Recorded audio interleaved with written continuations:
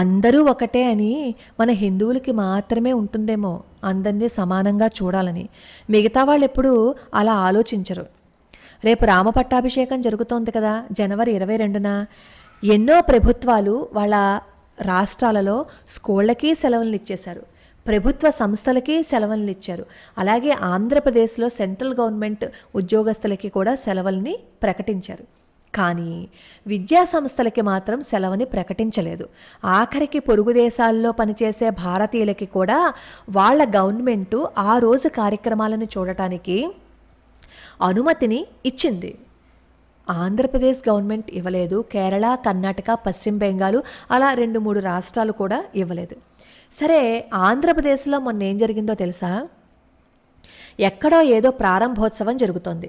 ఆ ప్రారంభోత్సవం జరగటం కోసం బస్సులు కావాలి అంటే ఎలాగా? అన్ని బస్సులని వాళ్ళు ఎలా ఏర్పాటు చేయగలుగుతారు? అందుకని వాళ్ళు ఏం చేశారు అంటే, సంక్రాంతి సెలవుల్ని 2 రోజులు పొడిగించి పిల్లల్ని ఇంట్లో కూర్చోపెట్టి ఆ బస్సుల్లో ప్రతి ఊళ్ళో జనాల్ని ఎక్కించి వాళ్ళ కార్యక్రమాలకి తీసుకువెళ్లారు.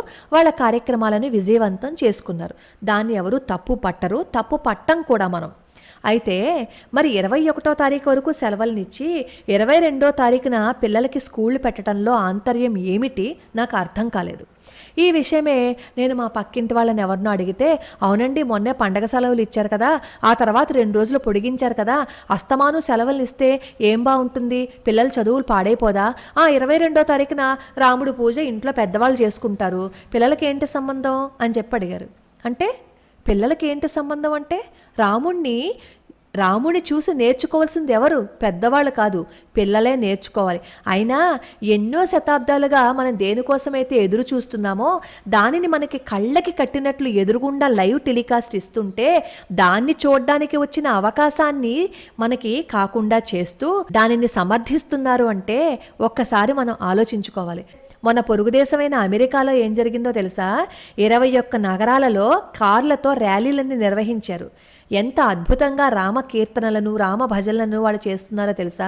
అక్కడ ఉన్న ఆంజనేయ స్వామి వారి ఆలయం దగ్గరట టెస్లా కార్లని రామ్ ఆకారంలో వాళ్ళు ఏర్పాటు చేసుకుని ఆ టెస్లా కార్లలో ఉన్న సౌండ్ సిస్టము, మ్యూజిక్ సిస్టము రెండింటిని సింక్రనైజ్ చేసి రామ భజనలను పాడి వాళ్ళ రామభక్తిని చాటుకున్నారు. అలా ప్రతి ఒక్కళ్ళు రామ పట్టాభిషేకం చూడాలి అని తహతహలాడిపోతుంటే ఆంధ్రప్రదేశ్ గవర్నమెంట్ మాత్రం ఆ రోజు పిల్లలకి స్కూళ్ళని పెట్టింది. పాపం వాళ్ళతో పాటు ఉపాధ్యాయులు కూడా స్కూల్కి వెళ్ళాలి కాబట్టి ఇద్దరికీ ఆ రోజున రామ పట్టాభిషేకం చూసే అవకాశం లేదు. సాయంత్రం వచ్చిన తర్వాత పాపం వాళ్ళు రికార్డ్ అయిన దాన్ని చూస్తారు. ఇలాగే ఇంకొక మతస్థులకి చేస్తే వాళ్ళు ఊరుకుంటారా? ఊరుకోరు, ఎదురు తిరిగి ప్రశ్నిస్తారు. మనం కాబట్టే ఇంకొక మతస్థులు వచ్చి మన దగ్గర ప్రవచనాలు చెప్తూ ఉన్నా, మనం వాళ్ళ దగ్గరికి వెళ్ళి మాట్లాడుతూ ఉన్నా సరే ఏ మాట మాట్లాడకుండా సర్వమత సమ్మేళనం అని చెప్పి చేతులు ముడుచుకుని మనం కూర్చుంటాం. అంత పెద్ద హృదయం మనకే ఉంది కాబట్టే మన తల మీద కాలు వేసి తొక్కి పాడేస్తున్నారు. ఇది నేనే వైషమ్యాలను సృష్టించడం కోసం ఏం చెప్పట్లేదు. కొంచెం ఆలోచించండి. వాళ్ళు ఎలా అయితే ప్రవర్తిస్తున్నారో మనం ఎందుకు అలా ప్రవర్తించం? మనం ఎందుకు అలా మాట్లాడం? మనకి సెలవులను ఇవ్వకపోతే మనం ఎందుకు ప్రశ్నించట్లేదు? మరి మిగతా వాళ్ళు ఏదైనా అంటే వాళ్ళు ఊరుకుంటారా? ఈ పాటికి గొడవ చేశారా? అంటే తేలిగ్గా దొరికింది ఎవరు? హిందువులా? హిందూ ధర్మం బాగా తేలిగ్గా దొరికిందా? అందుకోసమే ఇలాంటివి చేస్తున్నారా? మొన్నటికి మొన్న ఈ డిక్షనరీలో గాడ్ పేరెంట్కి వాళ్ళు ఇచ్చిన డెఫినేషన్ చూస్తే బుర్ర తిరిగిపోయింది. ఆంధ్రప్రదేశ్ గవర్నమెంట్ ఏం చేసిందంటే పిల్లలకి కొన్ని డిక్షనరీలను ఇచ్చిందనమాట, ఆక్స్ఫోర్డ్ డిక్షనరీని. మీకు ఆ వీడియో కూడా చూపిస్తాను చూడండి. చూసారా గాడ్ పేరెంట్కి గాడ్కి డెఫినేషన్ ఏమి ఇచ్చారో వాళ్ళు? మరి ఇదే డెఫినేషను మనము మిగతా వాళ్ళందరినీ తీసేసి మనం ఒక పేరు పెట్టుకుంటే వాళ్ళు ఊరుకుంటారా? ఊరుకోరు. ఇక్కడ కూడా ఎంత విషాన్ని చిమ్ముతున్నారో ఒకసారి ఆలోచించి చూడండి. ఏ విధంగా గాడ్ అంటే పిల్లలకి దేనిని చూపించాలి అనేది వాళ్ళు నిర్ణయించుకున్నారో దానినే చూపిస్తున్నారు. చిన్నప్పటి నుంచి ఉగ్గుపాలతో ఏదైతే నేర్పిస్తామో అదే వాళ్ళ మనసుల్లో ఉండిపోతుంది కాబట్టి వాళ్ళు దాన్ని ప్రింట్ చేశారు. పిల్లలు దాన్ని చూసి భగవంతుడు అంటే అదే నిర్వచనాన్ని చెప్తారు. ఇన్ని విధాలుగా మన మీద విషం చిమ్మేస్తుంటే మనం ఎందుకు మాట్లాడం? మనం కనీసం ప్రశ్నించమే.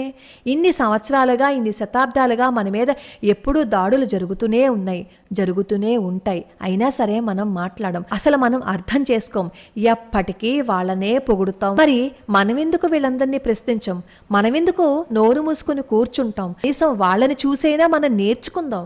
ఎందుకంటే వాళ్ళు వాళ్ళ ధర్మాలని, వాళ్ళ మతాన్ని వాళ్ళు ఎలా అయితే ప్రోత్సహించుకుంటున్నారో ఆ ప్రయత్నాన్ని మనం చేయలేమా? వాళ్ళు చక్కగా ఆదివారం శుక్రవారం వస్తే ఎక్కడికి వెళ్తారు? వాళ్ళు చక్కగా వాళ్ళ గ్రంథాలలో ఇవి అన్నీ చదువుకుని పాటించి వాళ్ళు అలాగే ఉంటారు. కానీ మనం మన గ్రంథాలను ఎప్పుడైనా చదివినా సరే గాడిద గుడ్డి ఈ సంప్రదాయాలన్నింటినీ ఎవరు పాటిస్తారు, ఇవన్నీ పాటించాలా అని తీసి పారేస్తాం. మరి వాళ్ళ గ్రంథాలలో ఉన్న వాటిని ఏ రోజైనా తీసి పాడేస్తారా? తీసి పాడేరు. మా గ్రంథంలో ఇలా ఉంది కాబట్టి మేము ఇలాగే చేస్తాము అని చెప్పి వాళ్ళు అంటారు. కానీ మన శాస్త్రంలో ఇలా ఉంది అంటే గాడిద గుడ్డు ఈ సంప్రదాయాలన్నింటినీ పాటిస్తే ఎలా కుదురుతుంది? ఈ కాలంలో అన్నీ ఇలా కుదురుతాయని చెప్పి కొట్టి తీసి పారేస్తాం. మనం మన వాటినే తీసి పాడేస్తున్నాం కాబట్టి పక్కవాడు కూడా మనల్ని తీసి పారేస్తున్నాడు అనే విషయాన్ని మన బుర్రకి ఎప్పుడు ఎక్కుతుందో ఆ భగవంతుడికే తెలియాలి.